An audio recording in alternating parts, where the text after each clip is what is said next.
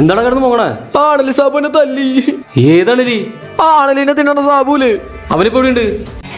ചേട്ടൻ അണലിനെ തിന്നാറുണ്ട്. അല്ല, നാട്ടിലൊരു സംസാരം ഉണ്ടേ. നാട്ടുകാര് തെണ്ടികൾ പലതും പറയും. അല്ല, ഞാൻ പറയാനോട് പറഞ്ഞ എന്തോ പണി വരുണ്ടല്ലോ. അവനാണ് അണലി സാബു. ഹജാസ്ക ഇടിച്ച് കൊല്ലണം പന്നീനെ. ഇന്ന് അടി ഉറപ്പാ. നിന്നെ എനിക്ക് ഇഷ്ടായി. എനിക്കും. വാ, നമുക്കൊരു ചായ കുടിച്ചാലാ?